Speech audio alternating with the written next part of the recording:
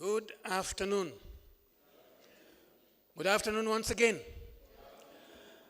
I am privileged to be here today to talk about substance abuse and mental health, a topic that I touched on day before yesterday in Mengo Mental School of Medicine. The audience there was quite different because it was mainly medical students. It is a medical topic which I hope I will be able to put it as simple as possible to you, to those who are not medics. By the way, don't judge me by my pronunciation and intonation. I'm a Ugandan from northern Uganda, from Gulu. I did my university education abroad, and that's why I picked up some accents. But my last school was Makerere College School, where I was with Kidu Makubuya. I was his head prefect. But that's not the topic today. I was properly introduced. That's where I work. Snapback is a rehab. I work there together with the lady that I married 40 years ago, and she is here, Adija. And by the way, she's a Ugandan too. The only thing that I didn't tell in my introduction was the fact that I am a recovering alcoholic and a drug addict. I say recovering because I've recovered now for 14 years. I don't drink, I don't take drugs. And so I'm the right person to talk to those who are using right now. They say, set a thief to catch a thief. So I'm the thief to catch the other thieves who are here. You give me the opportunity to do so. Let me start by giving you some statistics. Some years ago, a study was done in Uganda, especially in the north, in central and eastern Uganda. And they found that 70% of the students they studied had used alcohol at least once in their lifetime. And 30% were using it regularly. A study done between 2010 and 2014 showed that 85,000 people in Uganda were on alcohol and drugs. 85,000. You can imagine the scope of the problem that is there in our country. In the United States a few years ago, they did a similar study, and they found out that out of every 36 alcoholics, 35 died. 35 died, unfortunately. We shall deal with that a bit later. And so, here I am to talk to you about what happens exactly when people, especially children, from the age of 12 to 35, youth, take to alcohol and drugs. The youngest I have ministered to was 11 years old, who was taking waraji regularly. Now, why do people go there? There must be some reasons why they do so. Panadol is a drug. Alcohol is a drug as well. What's the difference between the two? Does anybody know the difference between the two here? Why do we say Panadol is a drug and we say alcohol as well is a drug? The difference is very simple. Alcohol is a psychoactive drug. Now, that's a very medical term, but I'll try to explain. A psychoactive drug is a substance that alters your thought, your feelings, your behavior and your actions. Does Panadol alter your actions or behavior? I'm sure most of you have taken Panadol. Have you ever taken Panadol Extra? Do you know what is Panadol Extra? The extra in Panadol is caffeine. Caffeine is the #1 drug in the world. It alters your thoughts and your feelings. It makes you high. When you take Panadol, you really feel, when you take Panadol Extra, you feel good because of that extra that is in there. If you have taken cold cap or flu cap, you suddenly feel a bit better. Flu is a viral disease. There is nothing to treat it, by the way. There's nothing. But the reason that you feel good is because it contains a drug, pseudoephedrine. That is what makes you feel better. It makes you feel high. Let me go to the basics. Before I go to the basics, I must state that he whom the Lord saves is saved indeed. That's me here. I learned with the time that I can do all things through Christ who strengthens me. Do you know that verse? Philippians 4. Good. I can see the Christian University is doing quite a good job here. We are chasing the devil. Resist the devil and he will flee from you. James 4:7. But there is a verse before it that is very important. What does the verse say? It says, submit to God. That's all that the verse says. It's a short verse. It says, submit to God. Then resist the devil and he'll flee from you. The first thing that we learn to drink is milk. Oh, can you hear me? Yeah. I am a teacher, so I teach. That's why I teach.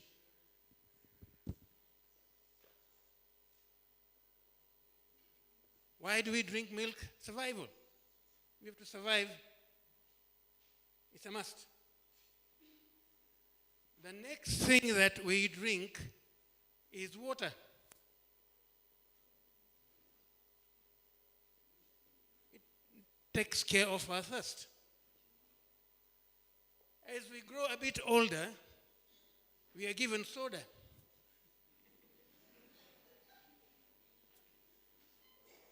Soda is something we don't need at all. But we are giving soda, sugar is added to that, and it's tasty. It's a learned behavior. We learn it. Thank you very much. Thanks, Doc. The doctor on his chest says, let's chat. So we are chatting. Soda, the scientist says, it is something to improve our taste. After the soda, which we have learned to take, there is a drug that is introduced in our lives, which is coffee. Coffee is forbidden until you reach a certain age. They say you can't take coffee. But coffee is also something we don't need. We learn it.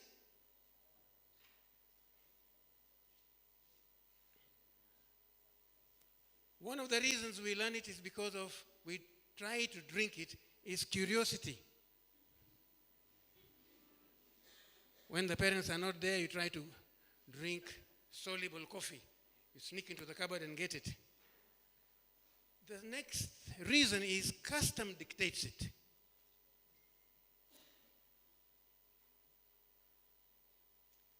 I was in Eritrea a few years ago, working there. In Eritrea, in the capital, they have got more coffee shops than bars. They just drink coffee. They sit and drink coffee for 6 hours, 10 hours, 1 cup. They're still drinking coffee. But they drink a lot of coffee there. So when you visit somebody at home, they don't give you alcohol, they give you coffee. Concentrated coffee. So it's coffee. Custom dictates it. Another reason is a word that I'm going to write. Many of you might not have met it before. It's called conviviality. It's an English word, but there is another synonym to that, and that is camaraderie. Conviviality is the company that you get.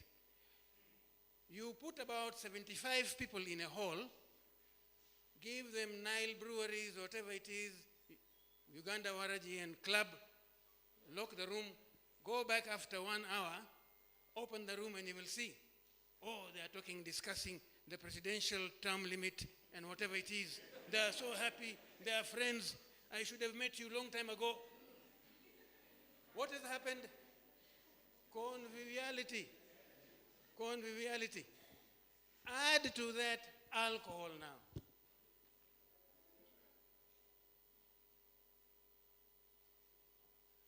Alcohol is a spirit. It's a chemical. It's not a food. By the way, alcohol is not digested in our stomachs. What it contains, the thing is added to, is what is digested there, the food stuff. But alcohol is oxidized in the liver. It goes the other way. The liver oxidizes an amount per hour, and what is not oxidized then goes to the brain.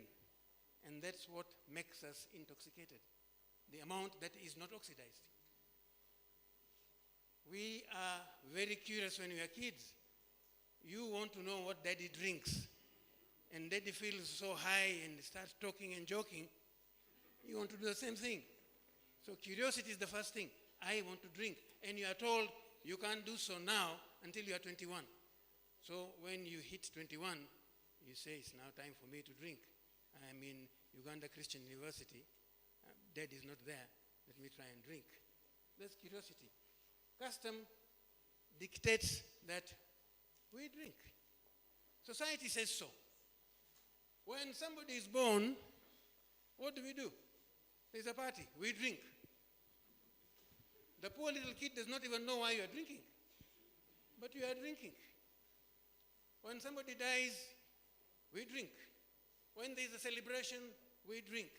When there's a wedding, we drink. When we lose money, we drink.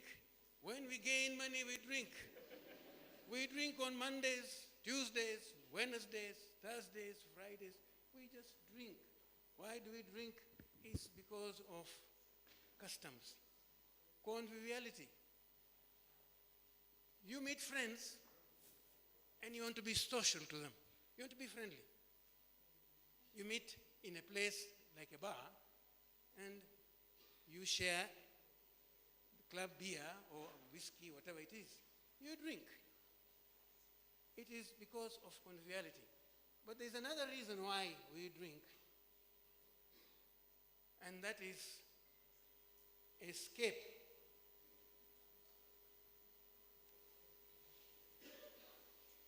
I told you I'm a recovering alcoholic and drug addict. So when I had some problems and I want to escape from the wife, I go and drink. Kabaragara was my headquarters. Don't make it yours, it was mine. So it was drinking because of escape. The company entrusts you with some funds, money, you go and embezzle the money.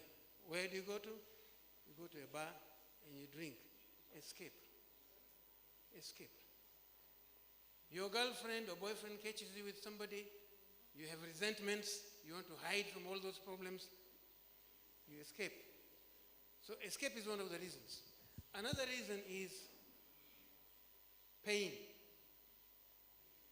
By the way, alcohol in the years before was used for killing pain. It's a narcotic, in a way. For example, in Russia, in the past, if they wanted to amputate somebody in the war who had suffered an accident in the war and the leg required amputation, they would give him a lot of vodka. They would make him drunk. And when he's passed out, they would do the amputation, cut off his leg. when necessary. By the way, I studied in Russia. That's where I got my medical degree. So one of the reasons was pain.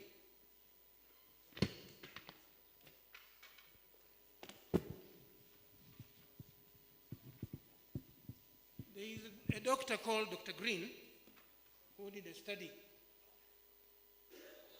And Dr. Green said the main reason we drink is called euphoria. Again, a medical term. Euphoria is the high that we get from drinking. Now, there are substances that are illicit or illegal that are circulating in markets that cause us the problems that I've been talking about. First substance is, let me see if I can roll this backwards. I'm sorry I can't turn this the other way around, or just do this.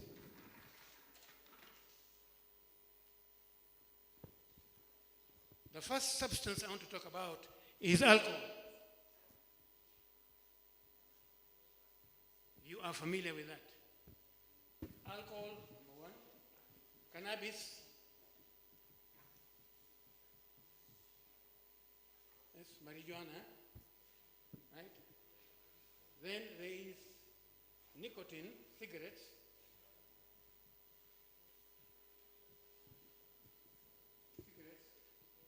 There is Cuba. Some of you are smiling. It means you recognize it, eh? That's good. That's not bad. At least we are getting somewhere. Cuba, made in India, very notorious. It has been outdated right now. It's illicit, illegal, so you can't get it. Cuba is one of the drugs. There is cut, mira. Mira is still allowed. You can chew mira, there's no problem. The police will not arrest you. Then there, we call them stimulants, drugs that make you high, very high. To the stimulants group belong cocaine,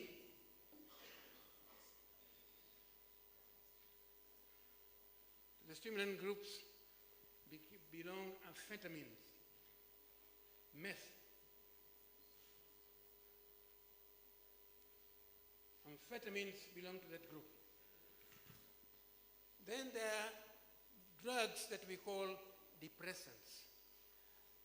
By the way, people have mistaken alcohol for being a stimulant, that it gives you a high, it makes you energetic, it activates you.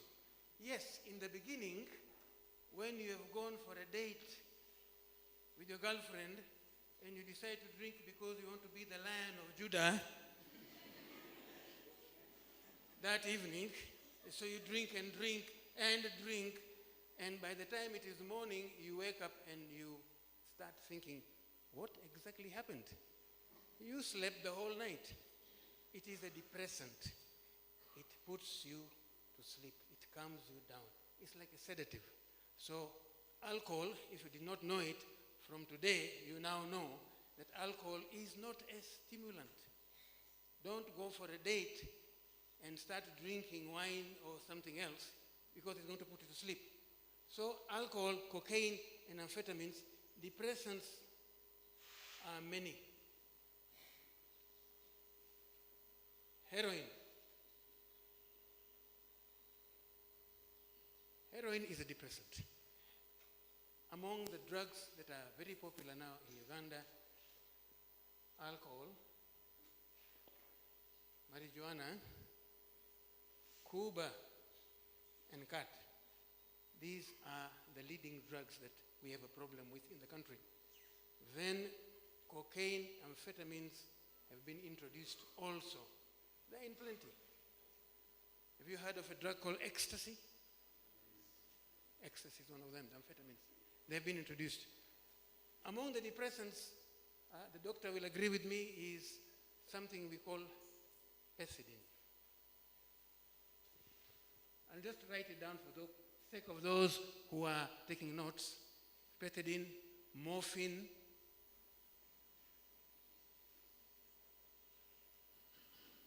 codeine phosphate. Now, you might not have come across codeine phosphate by name, but codeine phosphate is contained in some of the cough syrups. 8 milligrams of codeine phosphate is there. It suppresses your cough. Now, what happened in Nigeria is when the population discovered that there is codeine phosphate in cough syrups, they would buy a lot of cough syrups and drink it down so that they can feel high, until the government realized that something is wrong and they stopped the production of cough syrups containing codeine. So there is morphine, there is codeine, and there is something called fentanyl.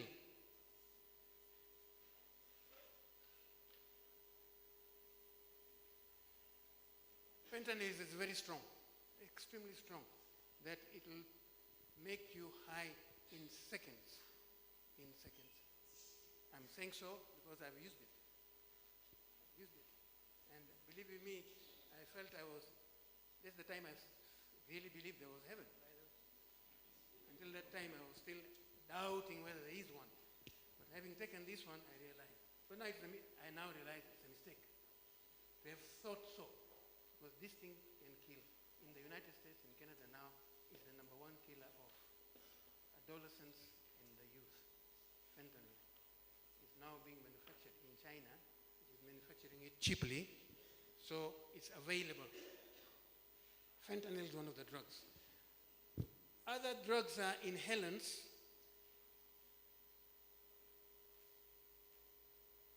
That is petroleum fuel, glue, thinner, paint thinner, is used by children in the streets.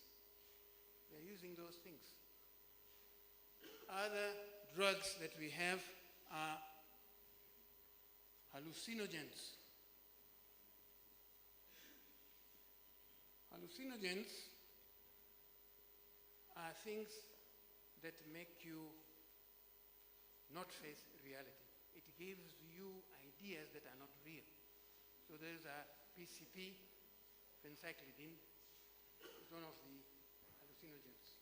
You just hallucinate. You get ideas to start building castles in the air, but no reality there. So these are main drugs, including some mushrooms, by the way. They are hallucinogens. They are popular in South America. Now, this Dr. Green, what he did was, he studied about 6,000 addicts and different types of drugs to find out what is their relationship. He came to the conclusion that I over E is characteristic of all individuals. Everybody who is an adult, I means your intellect, and E is emotions. And he wanted to study to find out what does a drug do. All the drugs, by the way, they are similar in their actions. They act differently, but they are very similar in their actions. What do drugs do? So he studied this I over E to find out the similarity. Let me go back to the other side of the board. So he compared drugs to what we call ether.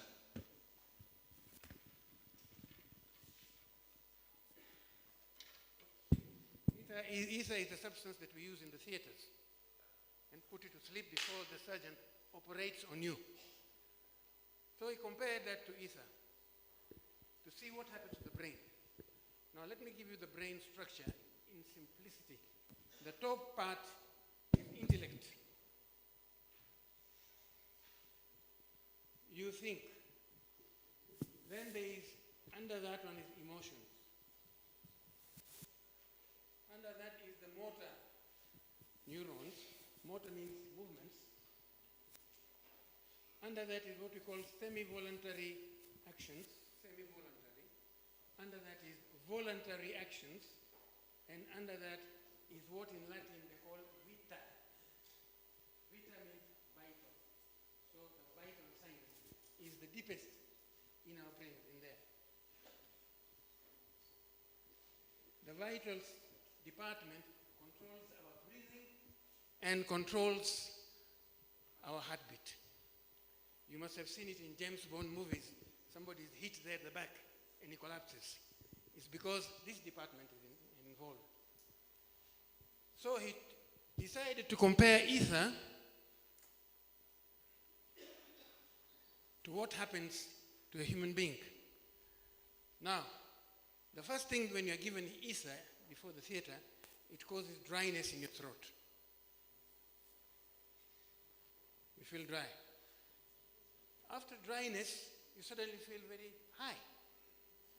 You feel energized. Euphoria.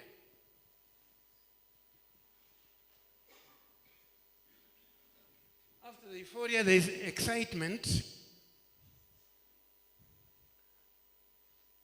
which can go with nausea and vomiting. So the anesthesiologist, he watches you. As you get euphoria, your intellect is still working, but suddenly your intellect is switched off. You become emotional. You start talking nonsense. In fact, the Germans used to use this for getting facts or some secrets from the enemies by giving them ether or one of the narcotics. So, in this stage, you are talking a lot of nonsense, nausea. Once you stop movements, that's when the surgeon comes in and he continues. It's called pre-anesthesia. He still does not operate on you.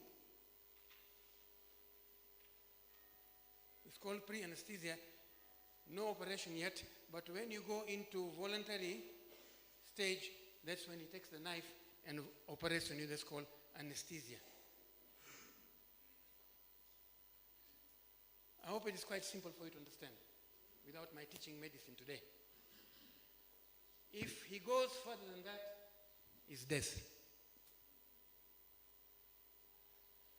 So the anesthesiologist, when he reaches there, he takes you back that way. So from anesthesia, you go to pre-anesthesia, you may vomit, so he gives you some medicine to stop the vomiting. You get excitement, no euphoria, you wake up and you're fine. That is ether. So he compared ether to alcohol. Alcohol is C2H5OH. Ether is 2 molecules of alcohol, OH, H5C2. 2 alcohols, but you take off the water. Water is H2O. You take off the water, that is ether. So you can see how similar ether is to alcohol. And all the other drugs in formula, they are almost the same to alcohol. Now, let's see what happens to alcohol. When I talk about alcohol, I am also talking at the same time about other drugs. The same thing happens, almost the same thing happens to other drugs. So, in describing how the alcohol works, I'm also touching on the other drugs. I've introduced now alcohol here. C2H5OH. Dr. Green's formula, I/E. After taking 1 or 2 bottles, 3, 4 bottles of club,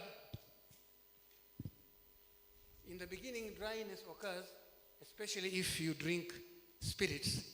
If you drink, say, waraji, more than 40%, drink it neat, you start feeling the throat. You see, it's burning the throat, and it causes dryness. And after that, you start now discussing the presidential age limit. Euphoria. What happens? Intellect has gone. Intellect is reason. Intellect has gone. Now you are emotional. Now there are 3 types of alcoholics. There is one called the jocose type. The jocose type is the one who is very shy. He sits in a corner by himself, does not talk to anyone at all. But when he is filled with that spirit there, he stands on the piano and now he's singing. Actually, he does not do that when he is not drunk. But when he's drunk, he changes. The other one is called the bellicose type. The bellicose type is the one who, after a drink, he challenges everybody in the bar. He wants to fight. He has become the Lion of Judah. Anybody who opposes him, he'll bring him down. But he can't fight. But he's threatening to fight. That is the bellicose type. Then there is the lachrymose type. The lachrymose type is the one who sits there and cries, my mother has not been good to me. My wife has run away. He's just crying. He's crying. He's drunk and he's crying. And he comes home and he puts his head on the wife. I've been so unfortunate today. That is lachrymose type. Intellect has gone. Now emotion goes and he has come to the motor stage. In the motor stage, he gets up, he wants to go to the loo. That's how he walks. He can't go there by himself. He needs help because the motor neuron has been affected. There is no more strength there. And this applies to other drugs as well. You just be observant and see it. Because when we look at drugged people, what we see is the habit. We don't see the person, we see the habit. And here he is, he can't walk. That's when the motor neuron is gone. And then he falls down, he goes to sleep. The semi-voluntary actions are still there. What is the semi-voluntary actions? When you blink your eye yourself, that is semi-voluntary. When the wind blows, you can still blink your eye. Involuntary movements are when the intestines, which we don't know, they move, but the intestines stop moving. That's the involuntary movements. Involuntary. So when you take alcohol, you first knock off semi-voluntary, then you knock off the involuntary movements, the intestines, and if you continue, or for some reason you've taken too much, and the alcohol continues working in you, you reach the vital department. That's why people, after an overdose, they die. They die because when the vital department is switched off, death ensues. So that is the reversal of I over E. It means emotions is now detecting everything. Intellect is down. And so the substances that we take, that is how they work. Am I clear so far? Yes. I was just trying to put it as simple as possible so that you who are not medics can understand what happens. And those of you, before you take a glass of anything, think about it. Think about it. I'm not trying to scare you. I'm just trying to inform you. My people perish because of lack of. That's it. So, this is information. Now, the reasons, there are two main reasons why we take to alcoholism or we take to alcohol and to drugs. Number one is genetics. 40 to 60% of the reason why somebody takes marijuana, takes alcohol, takes scuba is genetics. It runs in the family. Don't go home and tell your parents that, by the way. I may get into trouble. But it is true. It is genetics. It has been found that it is genetics which is responsible for that. And that's why we say that an alcoholic is not responsible. He is not to blame. He inherited it. He got it from somebody else. So 40 to 60% is genetics. Now the rest of it, 40%, is to do with environment. And what do we mean by environment? If you grew up in Katwe Kisenyi, there is a very good possibility that you might end up an alcoholic or a drug addict because of the social conditions. So, where you grew up, the social conditions. Number two, did you grow up properly? Did you have a traumatic disorder in childhood? Were you beaten? Were you sexually abused? Those things contribute towards the reason why you became what you became because of that. You are trying to self-medicate. So, post-traumatic stress disorder, it's called PTSD. Another reason is if you grew up in a financially deficient family, you grew up with a lot of needs, then you could become one. You could become one. So that's one of the reasons. You could become one. How were you treated in school? Were you mistreated? You could become one.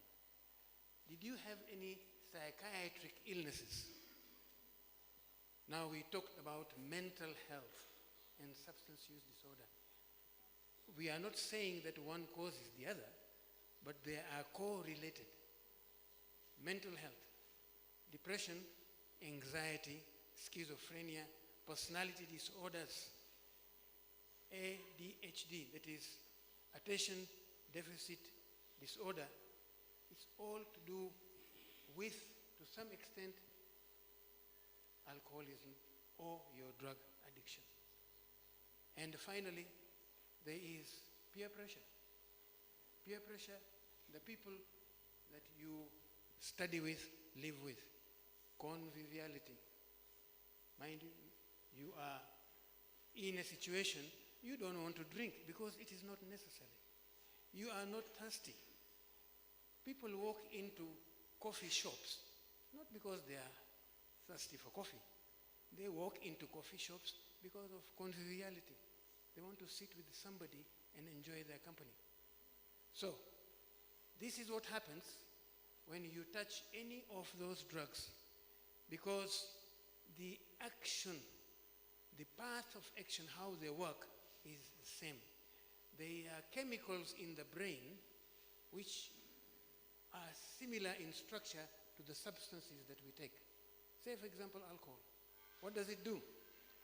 It promotes the production of a substance called dopamine.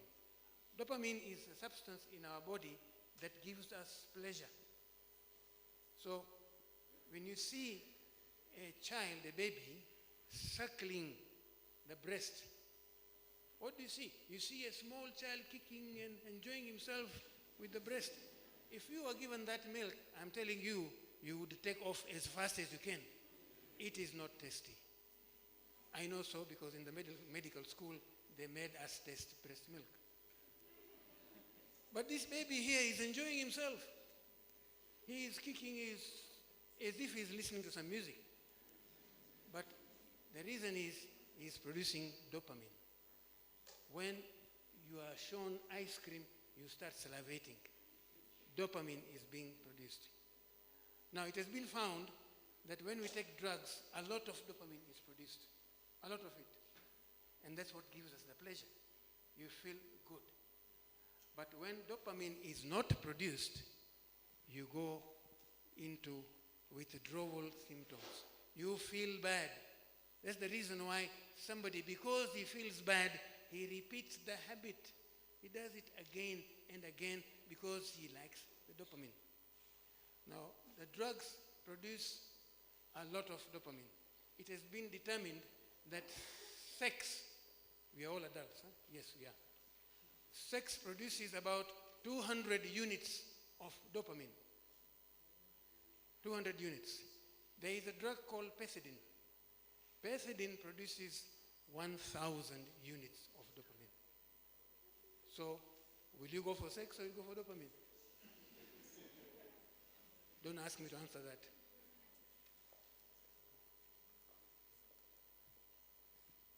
So that's how it is. The drugs produce a lot of substances,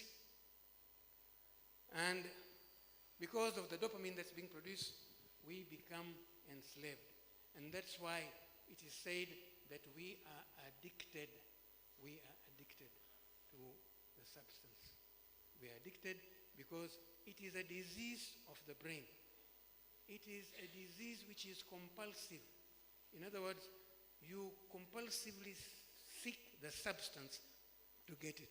You are obsessed with the substance. You can't do without the substance. You must get it. and it has got consequences. That despite the fact that it's causing you harm, you can't leave it. You need help. So you go to one of the rehabs or to a hospital to get help. It's because you have become enslaved. Paul says, everything is permissible for me, but nothing is useful. Everything is permissible for me, but I will not allow anything to control me. You know the verses? One is in 1 Corinthians chapter 10. Look it up. And we are told that take captive every thought that comes to your mind and submit it to the will of Jesus Christ. That is 2 Corinthians, chapter 10, verse 15. And so, addiction is not a simple thing. It's a real terrible thing. It happens as a result of you being a slave to that substance. And all those substances that I've listed can do that. All of the substances. And so this is the time for young people to be very careful. Not everybody becomes an addict. Only about 10 to 15% of the population that drinks becomes an addict. A small percentage. But when they become addicts, they really go through a lot of suffering. And that's why we have rehabs where there are people of that type who can be helped. Thank you very much.